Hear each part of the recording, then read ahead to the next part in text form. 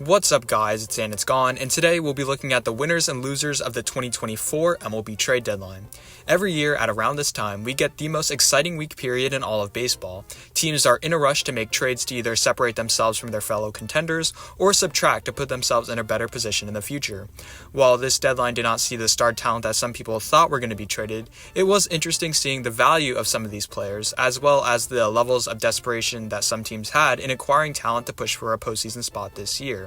Although we will truly not know the winners until at least a couple of years from now, after the postseason and the panning out of prospect returns, there are some returns that netted better hauls at initial glance than others, as well as questionable moves from a roster construction standpoint that highlight the winners and losers of this deadline initially. But before we get on the video, could you guys please hit the like and subscribe button? Currently, only 3% of people who watch my videos are subscribed, so if y'all do, not only would it help me grow my channel, but it would also encourage me to create more videos like this one for you guys. Without further ado, let's get on to the video. I really like what the Guardians did this deadline. They definitely got better, but they also stood that fine line between foolishly giving up too much, and it was obviously a seller's market this year. The first trade that they made was to fill their right field hole, and they acquired potentially the best outfield piece on the market in Lane Thomas, giving up a fair haul of prospects, although with none of them that are close towards making an impact on the big league stage. Thomas is also under team control for the next year as well, making it possible for Cleveland to re-sign him, ride with him for one more year, or trade him the next year for assets back. However, that deal alone wouldn't be a win by itself, as Cleveland needed more starting pitching and got creative with that, acquiring Alex Cobb for Jacob Bressenhan. A small package with the potential for great upside, Cobb hasn't pitched an inning in MLB this year as he recovers from a shoulder injury, but his track record suggests that he could be one of the more reliable starting pitchers down the stretch, and he costs a lot less than the starters who actually have pitched this year, like Flaherty and Rogers, even though he has a similar path to success in the postseason as them. For the Yankees, this deadline would be a success if they acquired another productive bat to pair alongside Soto and Judge, who could also play a multitude of positions to fill in the gaps that would pair nicely with the streaky bats around him. With the Jazz Chisholm trade, the question is not where will he play over the long term, but rather where will he play today, as Jazz's positional flexibility and power speed threat just adds so much more upside to a Yankees team that is looking to go deep into the playoffs. And they also did not give up an extraordinary package back in the deal as well. On top of grabbing one of the best players in the market, they also acquired lefty reliever Mark Leiter Jr. from the Cubs, a huge upgrade over Caleb Ferguson, giving up a project piece in Neely and a utility piece in Ben Callis. Leiter fits exactly what the Yankees needed in a back-end lefty reliever who can get a strikeout on both righties and lefties, and considering the price that Tanner Scott acquired, the Yankees got the next best option, while not having to give up their top young guys like Spencer Jones or Chase Hampton in the process. A smart move overall considering how Leiter still has 2 more years left on his deal, while Scott is an impending free agent. Like the Guardians, they get a lot better while not losing sight of the long-term vision they have by giving up too much in prospect capital. For the Dodgers, they made 2 really big trades and came out as pretty big winners in both of them. For starters, I really like Michael Kopech and Tommy Edman for the Dodgers, as Kopech's stuff gives the Dodgers another weapon in a bullpen that has shown its faults at times, and Edman is a lot like Cobb as a buy-low piece that could provide huge upside come postseason time. Edman's positional flexibility also fixes short-term injuries while also giving the team insurance if their young players don't perform. Edman, along with Ahmed Rosario and Kevin Kiermaier, who they also acquired, provide both valuable veteran experience to a lineup that has seen its ups and downs outside of Ohtani, Friedman, and Betts, while also giving them more depth. However, potentially the biggest deal of the deadline was Jack Flaherty to the Dodgers. The best starter on the market, he was traded for a decent package of Thayron Lorenzo and Trey Sweeney. Flaherty immediately slots in as a top 3 starter come playoff time, gives the Dodgers another veteran arm as they wait for Yamamoto to come back, and the Dodgers didn't have to give up any of their top 5 prospects. A huge win for the Dodgers and an incredible deadline for them, where they acquired so much but didn't give up a lot in return. Surprisingly, I have no strong opinions on the Blue Jays not trading Bo Bichette and Vladimir Guerrero Jr. In my opinion, you can never fault a team for wanting to compete in the waning years of the contention window, and Bo and Vlad could also be traded next year should the same thing happen again. However, the Blue Jays are winners here for basically trading everyone short of that star duo to set them up for a young core to compete in 2025 and beyond. The amount of capital they got back for their rentals is simply incredible, and highlights the power that a selling team has in this expanded postseason market. Starting from the beginning, they traded rental reliever Jimmy Garcia for Jonathan Clase and Jacob Sharp. Clase has already made his major league debut at 22 years old and has the raw power and speed to be a 30-30 player and excellent defensive center fielder, while Sharp is a lower level catching prospect. An excellent haul just for a rental reliever. Danny Jansen was their rental catcher, and he was shipped off for power-hitting 20-year-old infielder Cutter Coffey, who has 14 home runs in 61 games in High A, as well as Edison Paulino and Gilberto Bautista, two relatively lower-level lottery ticket type of prospects, each with massive power. Yet, they still had more rentals to trade. Justin Turner, who was having a down year, was shipped off for 24-year-old RJ Schneck, who's looking like a late bloomer this year in Double-A with a 400 on-base percentage, as well as IKF for Charles McAdoo, who has posted an OPS of 932 in Double-A at only 22 years old. And lastly, Yusei Kikuchi, whom the Astros are hoping for a huge positive regression to be a middle-of-the-rotation starter, was shipped for a huge return, including Jake Bloss, a 2023 third-round pick who's already made the majors with a 1.64 ERA across the higher levels of the minor leagues, Joey Loperfido, a 25-year-old MLB utility outfielder, and Will Wagner, the son of Billy Wagner, and a polished-hitting utility outfielder. For the Blue Jays to acquire all of these prospects, especially the young MLB-ready talent in Loperfido, Wagner, Clase, Bloss, and even Schneck, puts them in a much better spot for competing in 2025.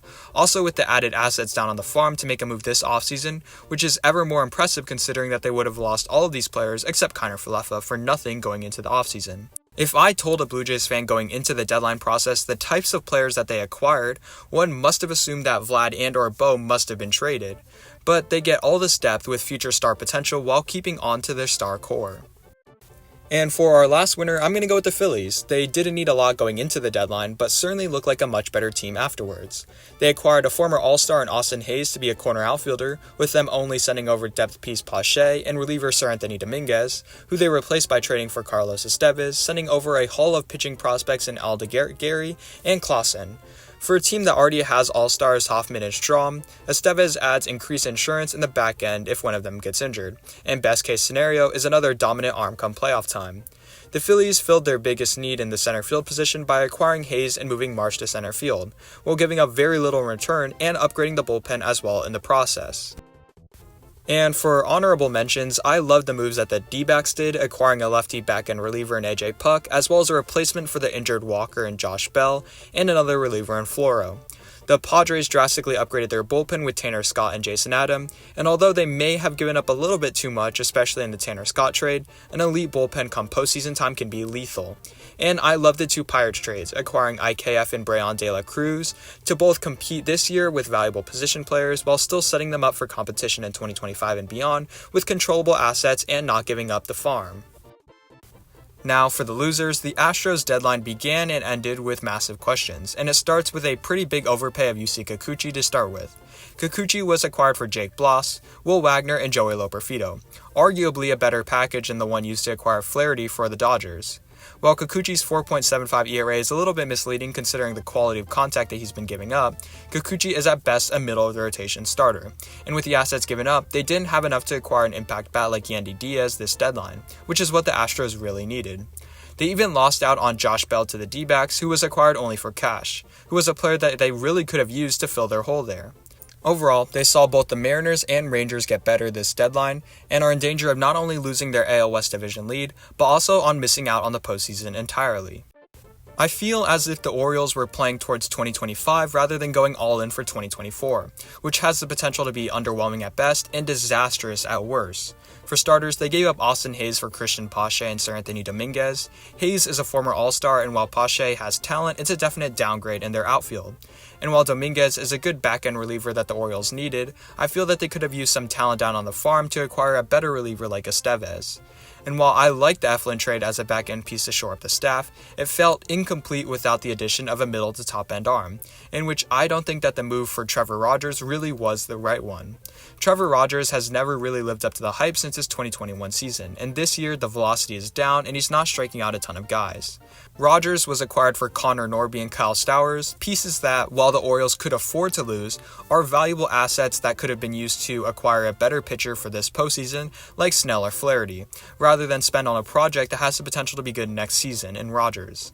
Lastly, the Orioles also acquired Eloy Jimenez and Austin Slater, moves that, while acquired for a relatively low cost, don't really move the needle that much, and I don't see a spot for them on the Orioles' stacked outfield. Overall, with a stacked farm system and a ton of pitchers in play, the Orioles really were trying to be crafty for the long term, and it may cost them at one of their best chances at winning the World Series this year. While I see the vision for the Rangers and that they do have a bunch of productive players returning hopefully soon for them in Young, DeGrom, Carter, Bradfield, and Gray, and they're only 3.5 games out of the AL West division lead, the Rangers have a ton of upcoming free agents, and seeing the sellers market going on with some of the return packages, especially for the relievers, I can't help but feel like the Rangers missed out on a great opportunity to really bolster this team for 2025 and beyond. Right now, the Rangers' playoff odds are around 10%, and most of that percentage hinges on the hope that the injured players return and are valuable contributors as soon as possible. A decent gamble, but not a sure one. I just feel like trading Eovaldi, Heaney, Yates, and even Robertson could have netted a huge return, and they still have some immense upside from their core pieces in Seager, Garcias, and Semien, and the returning pieces to have a run at the playoffs if the Astros and Mariners slide anyways. The White Sox had a confusing deadline. Crochet's public demands and extension talks kind of marred the White Sox ability to trade him, but at the end of the day, he's still under contract, and no matter what he says publicly, he's still under jurisdiction of the team. To be straight, I think that the White Sox should have traded Crochet. The Yankees, Orioles, and Dodgers were reportedly offering the moon for him, and the White Sox now have to worry about his innings limit and risk for a potential injury for another half season before trying again to trade him in the offseason. As for the trades that they actually did, I'm not a huge fan of the Eric Fedde and Michael Kopech trade. I think that Fedde could have gotten a little bit more than what he actually got, and although Miguel Vargas is a nice piece to build around starting with this rebuild, if the two pieces were in separate deals, I think that the White Sox could have gotten a little bit more from them individually, especially looking at some of the deals that the Marlins got for their players. And as for the other players, Eloy Jimenez, Paul DeJong, and Tanner Banks, none of them really had that much value to begin with to accrue any huge package of note, and overall, I just feel as if the White Sox could have jump-started this rebuild with a Crochet trade, and without it, we'll just stick in limbo for another half season. And for our last four losers, they're really just teams who missed out on an opportunity to either acquire a great haul of prospects, or teams who saw their chance at a playoff spot diminish due to their levels of activity compared to their peers. The Angels could have gone a haul and a half for Luis Rengifo, Taylor Ward, and Tyler Anderson, and although they can try again in the offseason and the next deadline, their value does diminish the less service time they have left. And as for the Braves, Twins, and Red Sox, they are victims of not having the right farm system or timing to acquire the position that they desperately needed, while also seeing the teams that they're neck and neck with for postseason spots be very active with their needs. The Braves failed to acquire a shortstop, and their quest for an impact bat came at the cost of defense in the Jorge Soler trade. The Twins acquired Trevor Richards for bullpen depth, and that's it. And the Red Sox, while they also got some bullpen help, could not find another rotation starter or shutdown reliever, with Paxton not moving the needle enough for them. With the Royals and Mariners both being very active this deadline to compete, the AL wildcard race has the danger of squeezing both of these two teams out of the playoffs entirely. Well, thank you guys so much for watching. Remember, if you enjoyed, please like, share, and subscribe, and comment down below new video ideas. Also, comment if you'd like me to make more trade deadline videos, maybe like a trade deadline grades video, or like a farm system re-rankings video. And without further ado, I will see you guys in the next one. God bless.